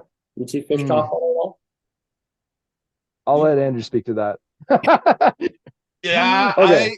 I probably don't as much. I have a lot of guests that come in on day one and they go, I love topwater, and if there's a chance to throw, then that's what I want to do. And I'm all for it, and I try it. I find it hit and miss. If they're on it, they're on it, but it's overall the overall scheme of things, I have greater success with subsurface flies. Yeah, if I'm fishing a topwater for pike, I'm doing it for the fun of it. I'm not generally doing it because I think it's the most effective. There are times when the topwater will clean them up, but I lean more towards subsurface. But it does work. I imagine there's sort of a water temperature window where that's feasible and not. I like those early mornings, evening. That calm water. Everybody sort of thinks it's classic topwater time. Or if you have weeds that are still they're not all the way to the surface, you still have that a bit of gap between the tops of the weeds and the surface. That's a good time to where you can fish over the top cleanly. That's a good time for them too. It's a great comment. Uh, I have at any given time 100 flies in my boat, and maybe 5 of them are top waters. So, Yeah. You got to have them because someone's got to ask. And if you're a guide and you say, "Oh, I don't have that," like that's not a good, it's not a good No. answer. But I do have a couple, and I really like articulated poppers, big foam heads, crapper, lots of hackle. It's nice because they do tend to have like that articulation. It stops them from throwing those big bulky heads. It also allows on the paws for that body to kind of sink, and I can kind of get below the surface a little bit more on their dinner plate.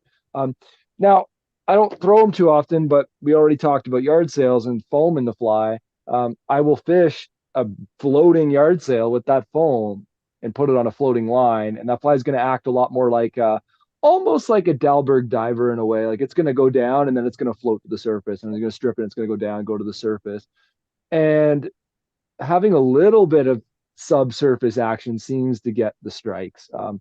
Your hits will still be visible, I promise. Even if they're subsurface down a foot or two, you're going to see your strikes. It's exhilarating as hell. You're going to catch more fish fishing subsurface. I mean, I have not seen a pike fishery personally. I haven't fished as far north as you, Andrew, but even when I get up to I go up to Nipigon often. We're going back there in August this year for summer pike when they should be. The water temps are in the upper 50s, like it's prime. They're 10 feet of water, lots of weeds. You might get some follows, you might get some interest, but you just got to get down, even if it's 6 inches, like 6 inches to a foot. They seem to be much more willing. Although in my conventional time fishing, I catch a lot of pike fishing top waters for muskie, and you always think it's a muskie, and it ends up being a pike.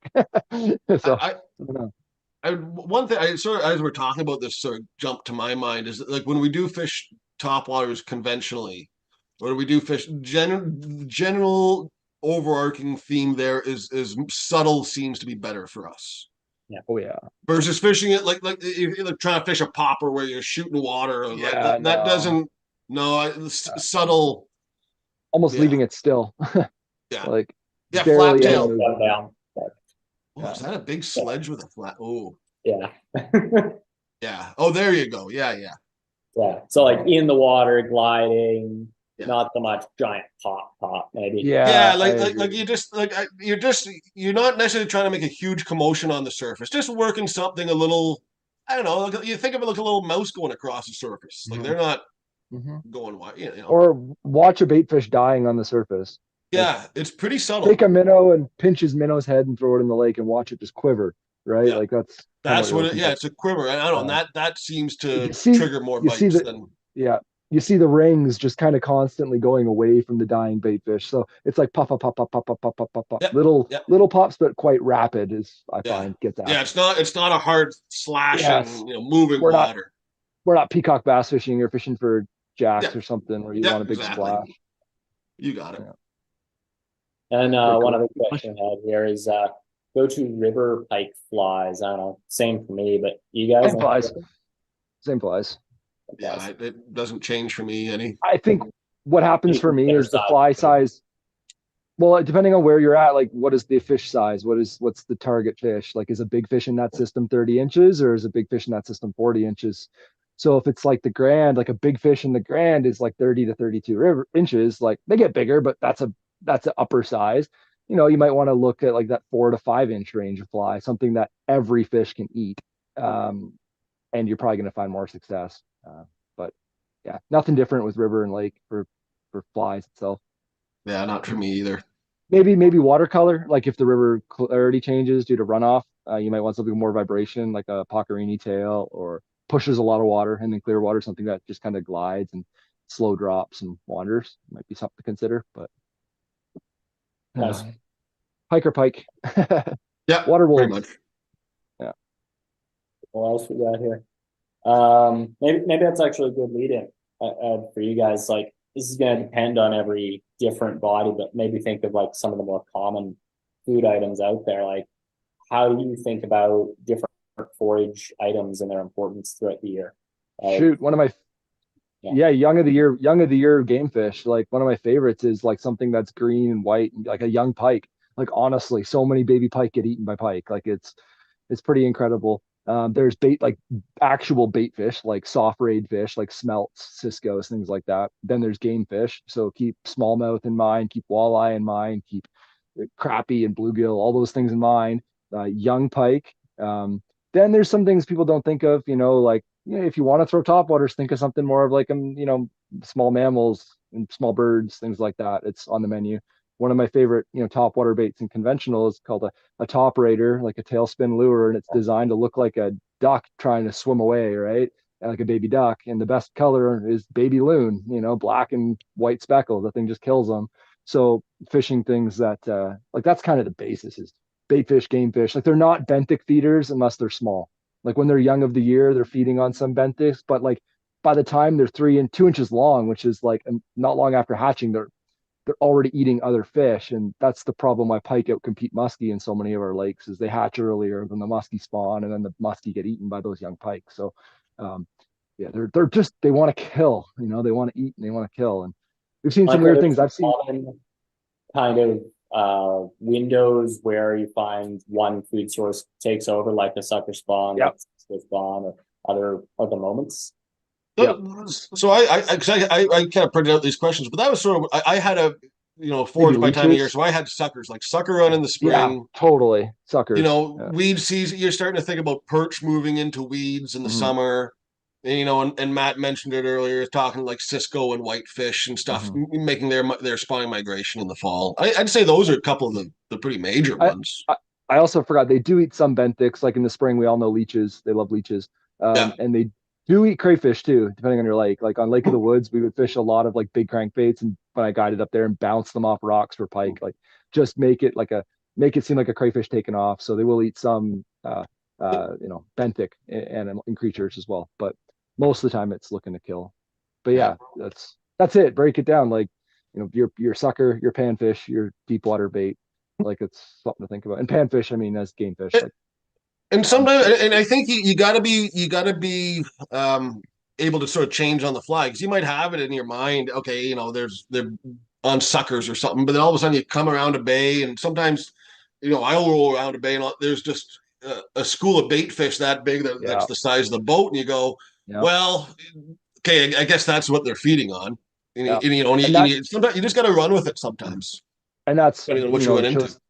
The diversity in your fly box too, right? Like you said, keep small stuff too. Like it doesn't have to be always big. Like a small Murdic minnow for me is like absolutely deadly, and it's 4.5 inches long, and that catches big fish, right? Like it's all dependent on what they're actively feeding on. So that's an awesome question, and it totally is lake dependent.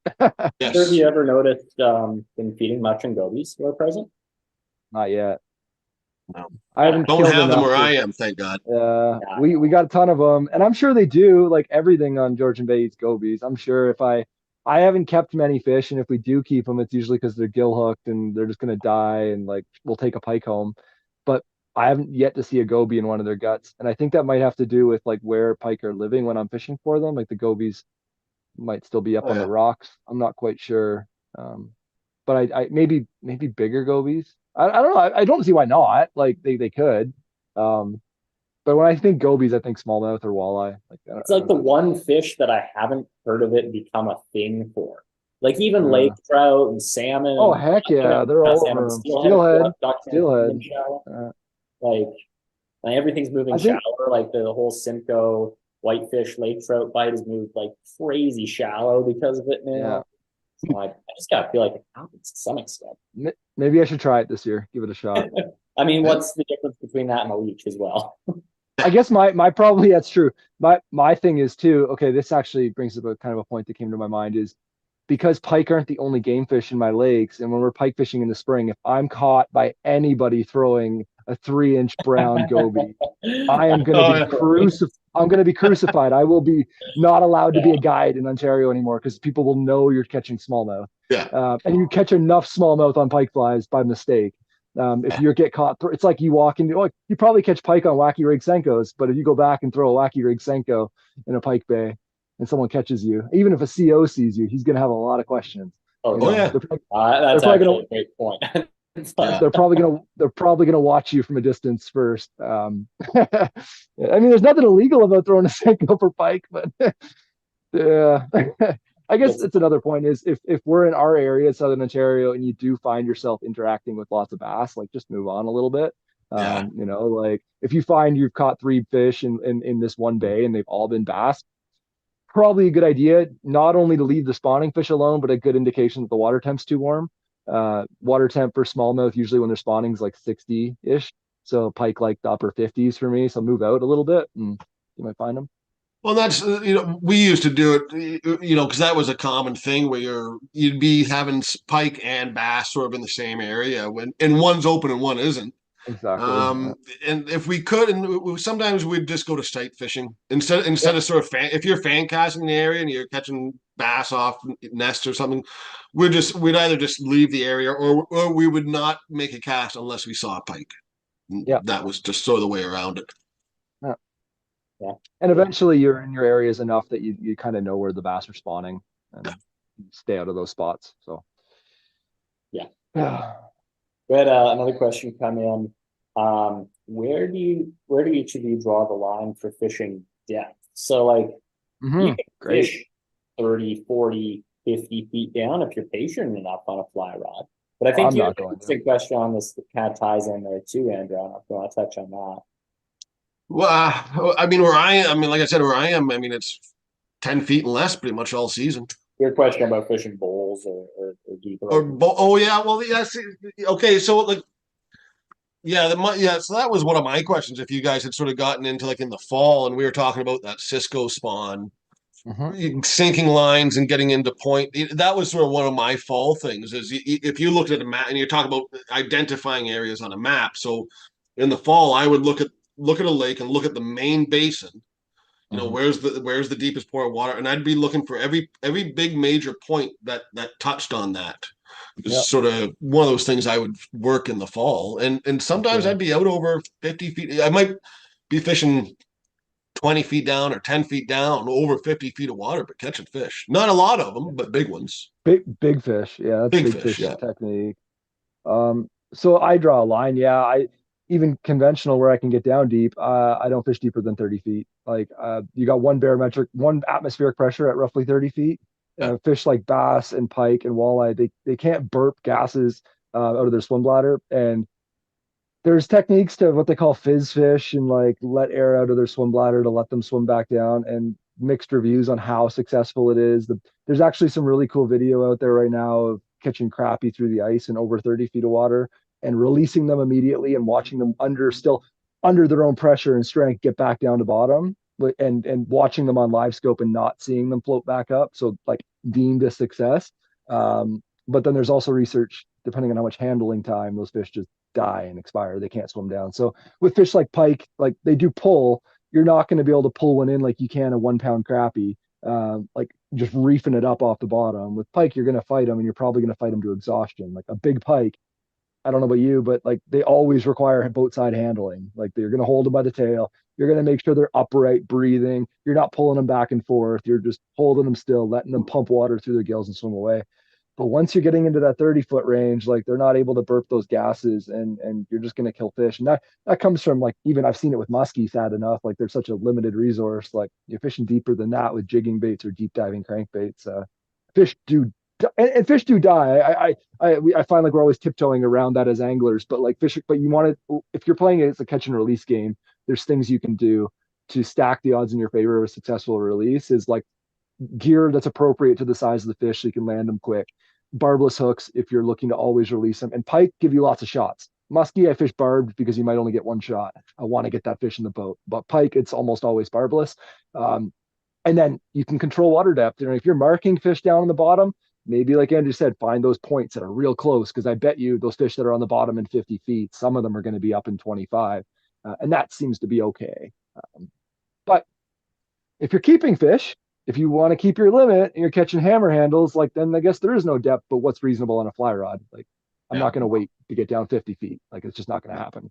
Yeah. And like the other thing at that, like I can't honestly say that I have experimented at that kind of depth. Like it, I don't know, deep side fish pike is like maybe getting close to 20, but yeah, I'm the same.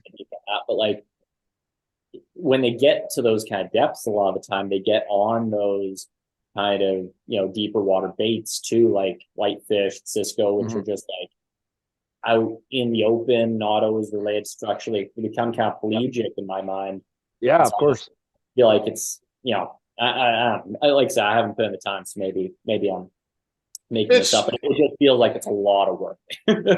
Yeah, it's needle in a haystack sort of stuff. Yeah. And you're real. You're kind of, you're almost thinking of schools of bait fish out in the middle. That's your structure. Yeah, A lot of exactly. times. Yeah. And that could be That's just how you so got hard to treated. stay on top of with a fly. Like you can mark them, then staying on top of that bait with a fly when it needs to sink for a minute. It's That's where live scope comes in. But like the point you probably add to that is like if one fishery that you fish, the fish are that deep, you might be able to find another one where they're shallow, where the water temp profile is just like nearby or attached or something like that. Yeah, like I think of a place like I don't know, I mean, yeah, Georgian Bay, they probably end up like kind of middle of the lake, or not middle, but like way out toward the outer islands a lot of the time. Yeah. Real big fish. But then, you take a lake like some of those big Muskoka lakes, like you say, that like real deep edges and stuff, fish under trees and stuff, and the temps aren't so bad, even a little later into the year. Like you might be able to find different places that way. For sure. Yeah. But you can, but it can, but touching some of those points that touch the main basin, you hit it on the right day. And, Look for, going back to you, like it was your question for us, but you seem to be the expert on that. Well, no, I mean, it was just because it's something I don't really get to do anymore. And it's really something. It's been a decade. But it was something fun that I enjoyed. It was big. It was a big fish thing. We catch a lot of them doing that when we're actually targeting muskie. In early fall, you're out chasing big muskie is usually time of year for us, and they're going to be in those spots, and you do catch. You get very disappointed when it's a 40-inch pike. I know, yeah. Ever be disappointed when it's a 40-inch pike, but those times do call for it. Heck, I mean, even when I'm done limited, I've done it not often, but for fun. Sometimes where I live, like we'll run out, me and my family, and we'll just go downrig and troll for lake trout. Like there's so many stocked lake trout in my area, and it's fun, like action. And we've caught pike in 100 feet of water, right? Like they're dead. They come up, they're completely dead. But like they will live in deep water. There's wherever they're comfortable. Cool. What's next? What haven't we touched on? We covered a lot of ground here. I know, it's awesome. I want to thank everybody for their questions because it's been awesome. I didn't think we'd get this many. There's one that we've got to go over though. It's one of yours, Matt, with the predicting lakes. Yeah, I was exactly what I was just going to ask. So like, between the two of you guys, and I have maybe some tips here as well, but if you're looking at map and, Ontario, I don't even know what the actual number of lakes is in Ontario, but like, how would you go about predicting which lakes hold pike for one? And which lakes hold numbers versus which lakes hold big fish, because it's usually not the same down here. Anyways, down here. Yeah, I mean, I can start off, I guess, because I'll have the least informed opinion here. But I mean, first off, like the easiest no-brainer thing to be fish online.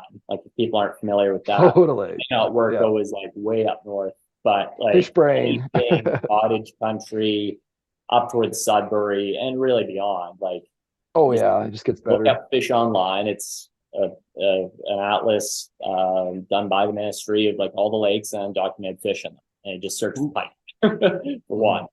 So that's a good starting point. But I mean, obviously, these fish do have certain requirements, and at the end of the day, there aren't many waters short of like crazy cold, super glacial, sterile waters that couldn't hold these things in my mind. Like so long some of those lakes.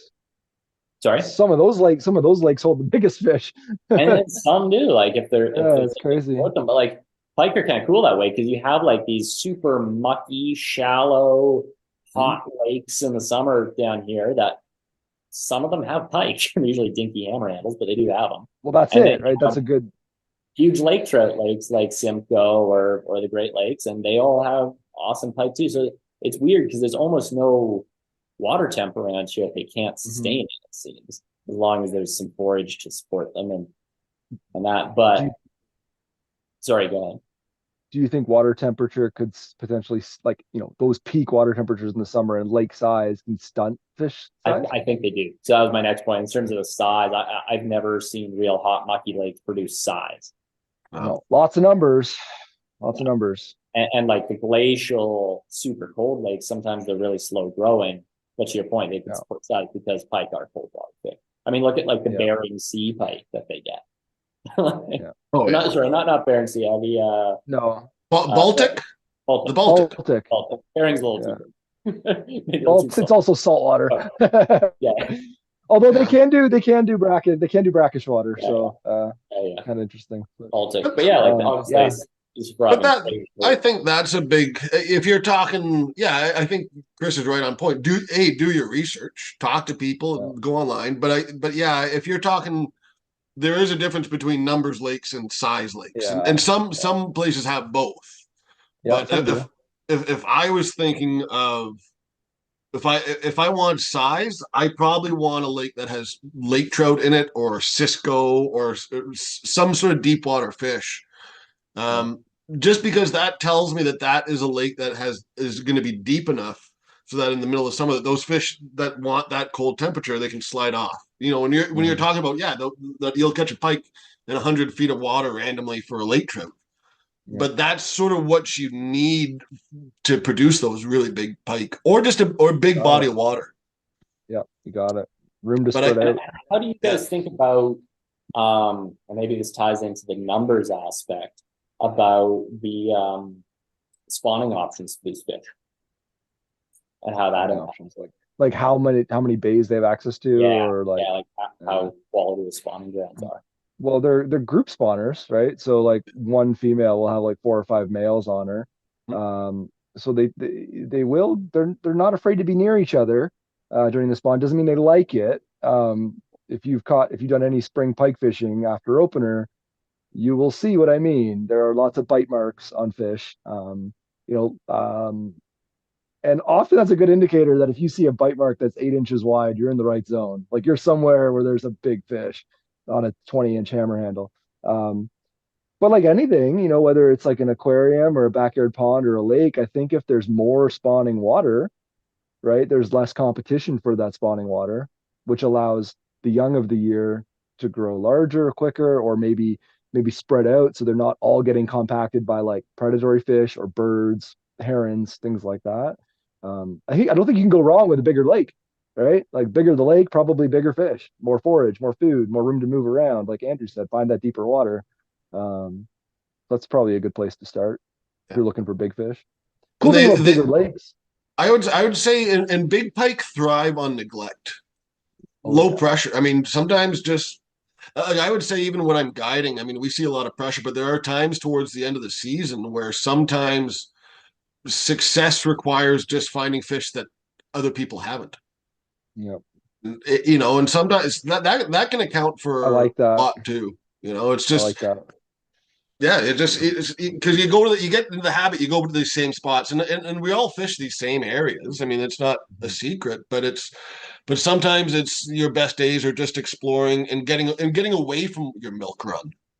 Instead of going A, B, C and doing all that, and you force yourself, and you're gonna have failures. You're gonna fish spots that don't produce, but sometimes you'll fish a spot and go, oh, hey, maybe next spring this would be good, or. But getting away from the crowd or getting lower pressure waters can account for a lot too. I try to do one of those spots a day at least, and I used to try to hide it from my guests and be like, "Oh yeah, like this is a great bay." Like, but I'm now open. Like, hey, look, I've never fished this. Let's give it 15 minutes. Let's see what's here. And sometimes they're like, we feel like a sense of like communal success. It's like, holy crap, this is so cool. Like, there's a fish here. Like, no way. That's always a cool feeling. I love that because then you just have a new spot. Like. My maps, the GPS pins is just kind of ridiculous at this point. From every day of just throwing 1 or 2 spots I've never fished. That can go for any fishery, any fish. But That's something that I try to do. I still try to do, and it gets hard after a while. But I just try and every day I just try and fish something, and sometimes it's random. But all of a sudden you pull up on a random. It's like, oh, there's a weed bed here.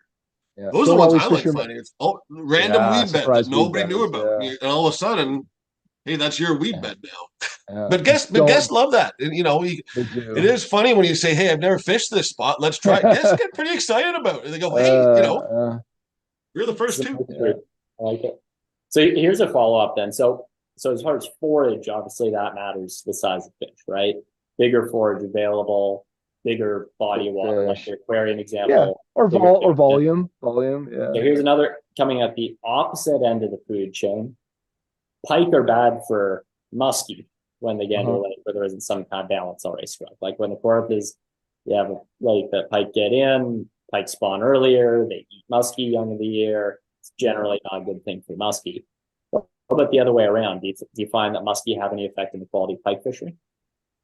No, I feel like they just occupy different. I think they occupy different niches in the summer. Like a muskie has no problem living in 75-degree water up shallow under a dock, and a pike's like no, and that's why they're successful. Like, if there's enough room for them to spread out. But the problem with like the lakes in the Kawarthas is these are small lakes. Like they're not have to stay shallow because there's no deep water, right? And those pike are stunted. Like finding a 30 to 34 incher in some of those Kawartha lakes is a big fish, right? Like but the muskie can get 47 to 50. It's kind of funny, right? It's almost like the fish probably get heat stress, right? In the summer, they probably go dormant in heat stress, just like go out and don't grow, just like shut down.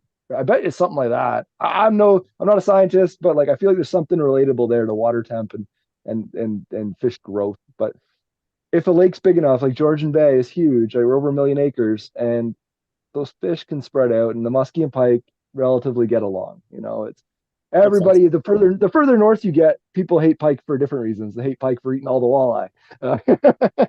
The famous reason. Yeah. But think about in Canada. Like think of the lakes that have produced the biggest muskie in the world. All those lakes have pike in them. Yeah. St. Lawrence. So there's a balance. Yeah, the St. Lawrence. They're all the ones Lake that produce probably the biggest pike and the biggest muskie is the ones where they cohabitate, unless you're getting way up beyond the muskie range. Where they stop. And the muskie range is one common factor is all those lakes are deep. Yeah, that's a pretty big one. Off too, right? Mm-hmm. St. Lawrence, St. Clair is not that deep, but it's big enough. But the pike fishing in St. Clair, I mean, from my experience, I haven't seen it as good as the muskie fishing. The muskie dominate that lake. Like that's one lake you can go muskie fishing in, and maybe not guarantee a fish a day, but it's pretty dang close. Like I've heard of guys out there trolling and getting 10, 15 fish. Like that's a muskie day. It's like it's muskie catching. Yeah, really? Exactly. I've had like 6-7 fish days out there hooks. That's incredible. Like even Lake of the Woods, which people will might title it one of the top lakes in the world, where I guided for them. Like a fish a day is fantastic. All right, Lake St. Clair is just loaded with fish. It's crazy. I've caught pike there, but never to the same caliber of numbers or size. It's fun. Battle. So for me in Southern Ontario, the lake where I grew up catching big pike, the muskie fishing was all right. I never caught a giant. But then the body of water that I fish that has the most big muskie, I'm talking like, mid 50 inches, 40 pounders. Mm-hmm. We've caught the odd 40-inch pike out of that water. And so it's, I don't know. Yeah. Maybe there's something. That's how I feel honestly about where I guide on Georgian Bay. Like we don't see a ton of 40-inch pike. Like we see a lot of 30 to 35 inchers. But the muskie you see there, you don't see 35-inch muskie. Like you're going to see a couple of, if you see one a day, that's huge success, but they're all like 48 to 54, like they're giants. Yeah. So it's an interesting point. I think it's not a factor, like not to confuse correlation and causation. I feel like it's not them out competing each other in those cases. I feel like it's usually a case of the water is just more prime for the one species than the other. Yeah. But to your point, Georgian Bay is weird because it should be a bigger pike fishery. I mean, now depending where you are in Georgian Bay, right? Like where I'm in Severn Sound range, like we will go up to like the Parry Sound kind of area, and the further north they get closer to Parry Sound, the fish get bigger. But it's a heck of a run. But when you get up to Manitoulin, shallower on average in the second. it is. Well, you Severn get is shallower. I past the mean, island, but like there's in there's the 60 in the there's island, 60 feet. Yeah. yeah, I mean, it's It, true. It's in there. Yeah, it's a weird one. like, but but I think it's almost. I think of Severn Sound as a lot of not as a nursery by any means, because we find big fish and they spawn in there and whatever. But it almost seems like it's a natural transition of like another big river system, like I mentioned earlier, right? Like it's moving away from that. Like the bigger they get, they go out offshore, off of Beausoleil, things like that, and they suspend and they do feed on whitefish and they do feed on ciscos, and it's Maybe the we're exact not same thing the muskie do. And like that's how we fish muskie in the fall. We troll big crankbaits in like 50 to 70 feet of water, 20 feet down, and you do catch pike doing that, right? Like you're looking for bait, you're trolling around bait balls, doing circles like a dummy, but you find a bait ball, and you're just going to go around that a bunch of times, right? Um, yeah, there's just it's interesting. You get up to Manitoulin and the fish get huge. but very different water, like Very clearer, older, clear. deeper, right? Yeah. Yeah. Yeah. Yeah, it's kind of unique. It's almost like lakes within lakes. It's so big, right? Like there's eutrophic sections of Georgian Bay, then there's oligotrophic sections of Georgian Bay. Like it's massive. That's similar to where I got. I could go down to one section and it's clear and rocky, and then you go up to another one. There's spots I could run a kilometer and go from the clearest water you want to the murkiest water you want, and Right. the just fish is different. Sure. Makes sense. It's so cool. One more question here. I feel like we're gonna wrap kind of soon, but I don't know if there's other questions going to go. But from Keith, jumping around topic a bit, but wondering what line to get for first pipeline. Thinking intermediate, but looking for My most used line is either a type 3 or an intermediate, depending on the time of year.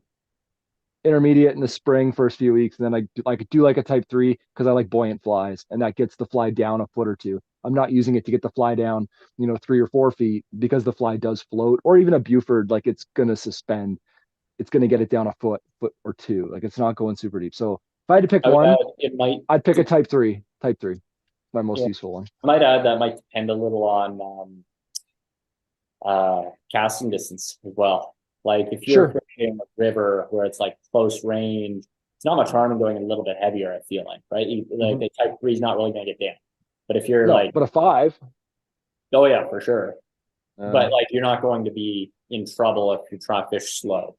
Whereas if you're laying out longer casts in places, But cool thing with that is the SA, I probably got one, the Titans, right? They're all like the Sonar Titans, like they're varied sink rates, right? So like even on a far cast, it's just the tip that might be getting down. It's not making a big belly in your line. I think there may be very direct. It's not like a tip line where it's maxing out. I think it's not an angle, but it does kind of level hover down. Like it's a nice presentation all the way to the boat. There's not the same like vertical. Yeah. But yeah, a 3 if you're retrieving a lot more. You, Andrew? I mean, up where I am, because I don't use a sink. We don't use sink lines. I mean, I'll run sink lines if we're going for Lakers and stuff. But in the pike fishing and my guiding, it's floating and intermediate, and even then, it's probably floating, 80% of the time. But that's my location, But if I was looking to get a fly, if I was more thinking I'm going to do most of my pike fishing in the spring, on Southern Ontario, I'd probably go floating or intermediate, maybe. I'm with you there. I think that's the one. I think we actually missed a question a while back. Somebody was asking about what's the most versatile line for wading for pike? Probably floating. Yeah, probably floating. Yeah. I feel like you'd get in the least trouble with that. Yeah, you're not going to be in the weeds. Yeah, I'd go floating.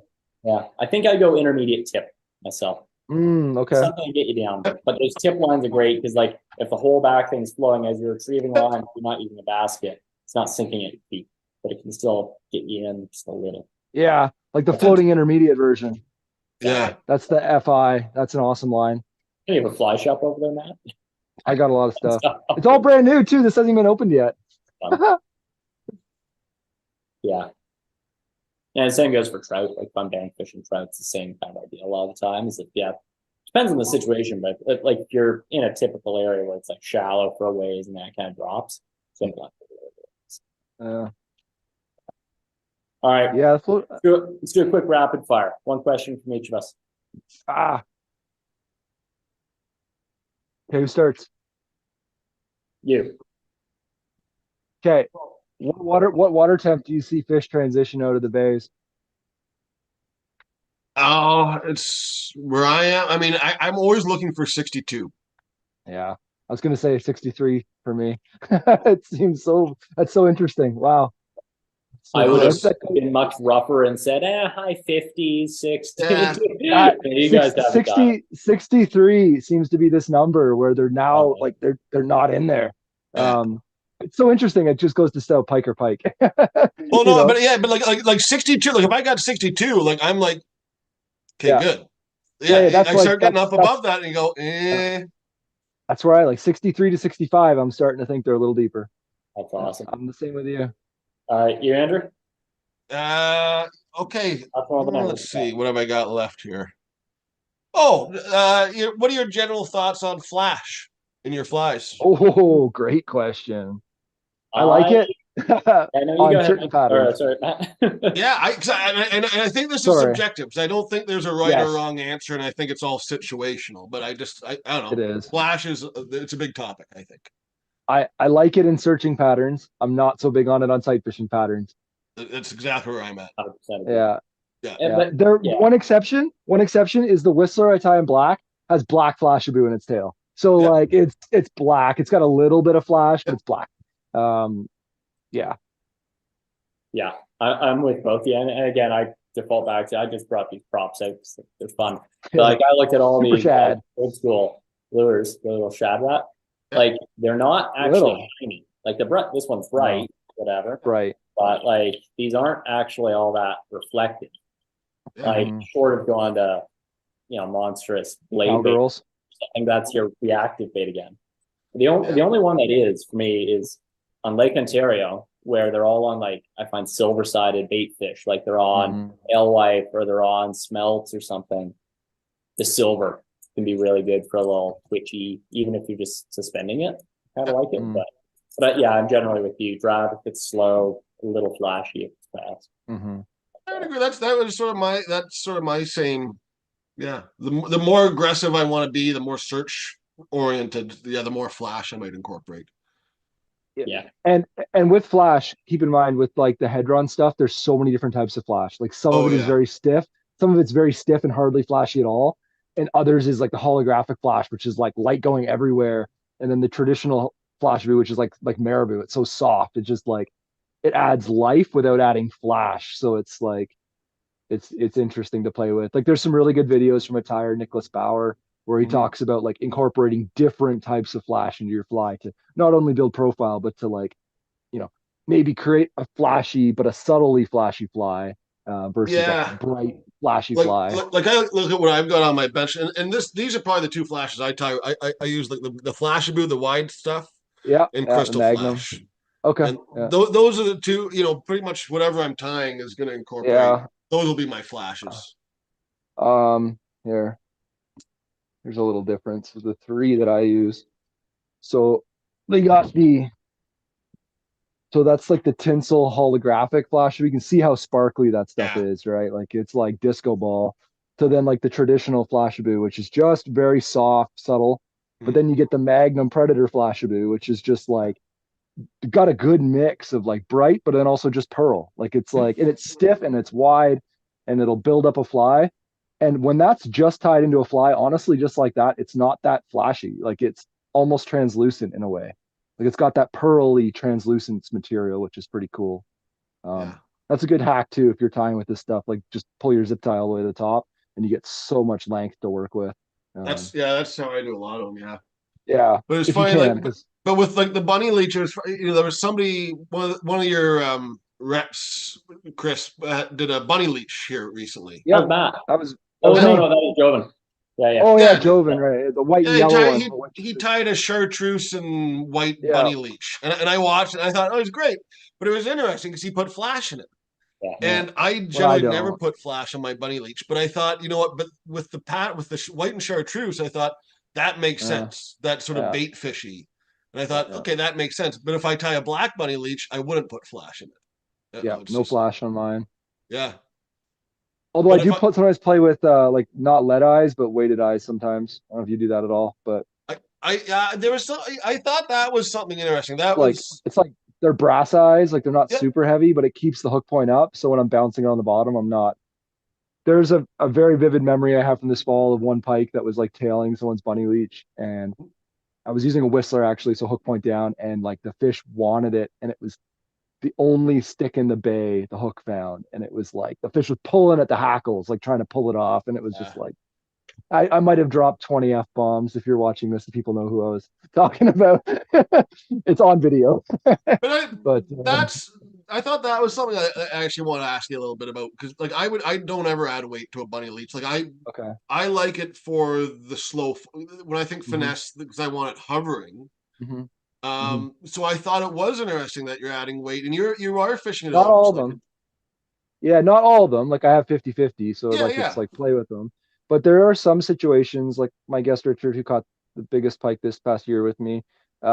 He caught it on like a slightly weighted version, Mhm. and the reason that fish ate it, we had like 4 or 5 fly swaps. That fish would fall to the boat and then slink off. We Yeah, throw another fly at yeah, it. Like change your flies up after one rejects it, change it, try to change it, absolutely, throw yeah. something else at it. And it ate the minute that slightly weighted fly hit bottom and created some dust.